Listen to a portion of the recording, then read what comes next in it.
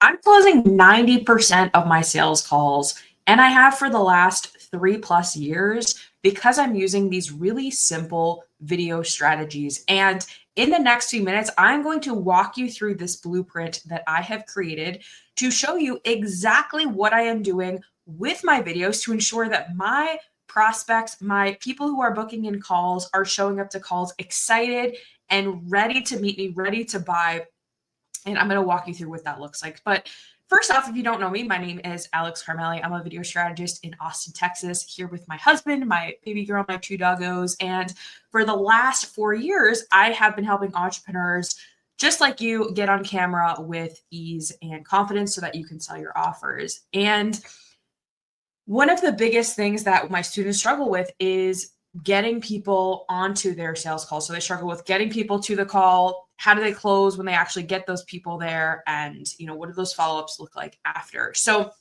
this process makes these things a lot easier. And if you want me to give you a copy of this PDF that I have created, this little blueprint, just comment blueprint in the comments of this, and I will make sure to send it your way. So first up, starting all the way on the left is where we have got the beginning of my kind of where the video strategy begins. So I've got new people that are coming in and finding me and my videos. And I've got 3 types of video content that I have out there. I have weekly lives that I do across my social media channels. So this is basically once a week I go live and I basically teach and share value and usually have some sort of offer that I'm pitching. So that's one of the first ways that the first type of video content people are seeing. The second type of video content people are seeing for me is multi-day style events. So some type of challenge or workshop where they're going to get multiple days where I'm helping them go deeper and solve a problem. And the third type is just like a single day event, like a webinar or a one-day workshop. So you don't have to do all 3. Like you could just be doing, weekly videos that you are dropping to your audience. I like to do all 3 because people like to engage in different ways. People like to learn in different ways. And yeah, there's a lot of value to each style of video, each event. Okay, so regardless of what kind of thing they are watching, if they would like to work with me, I always, after they've watched some type of video content from a live, a challenge, a workshop, a webinar, whatever it is, they're then getting sent to an application page, right? So this means that they absolutely have to fill out this application. It asks, for the usual, the name, email, phone number, but it also asks for really important things like what are their goals? What are their challenges? What past courses have they done? What are their struggles with video right now? Why haven't things been working? What are their income goals? Like a really detailed, okay, what does this actually look like? And for people who aren't ready, this usually in itself is off-putting enough. But people who are ready are going to spend the time filling it out. And it will, again, weed people out that aren't the right fit.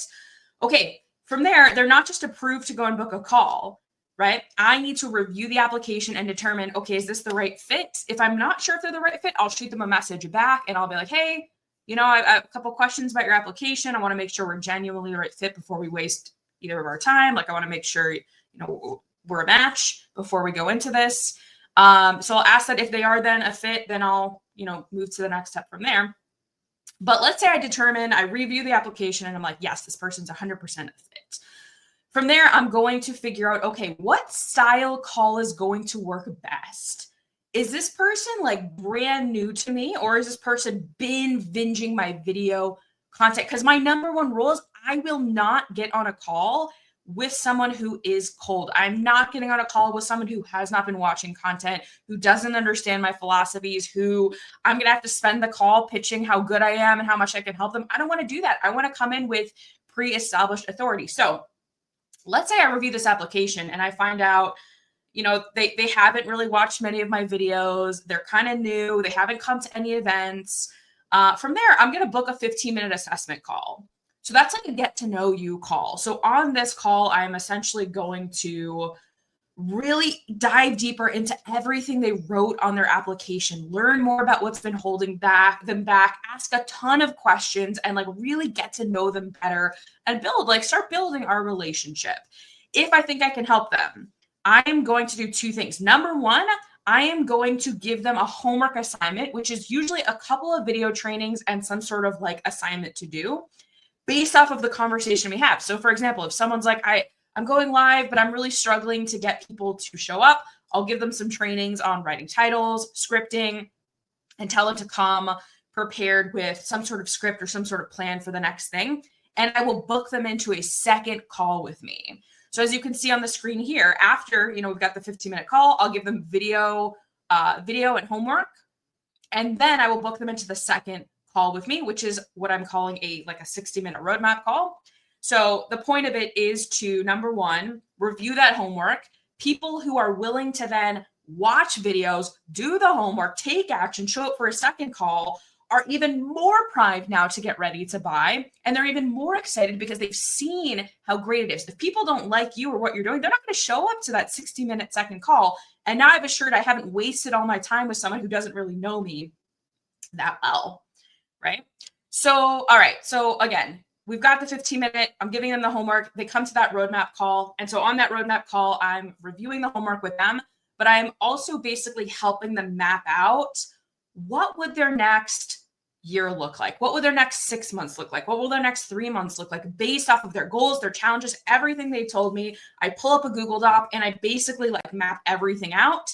And whether they work with me or not, genuinely, this is what I would advise them to do. And I go in with this mentality of just making sure the other person on the other end leaves with a good taste, regardless of whether they want to work with me. And if by the end of the call, they're not like, how do I work with you? How do I move to the next step without me even asking? I know I didn't do my job well enough, right? That should be our goal, that people they beat you to the punch. They ask you before you can even ask them, hey, do you want to buy?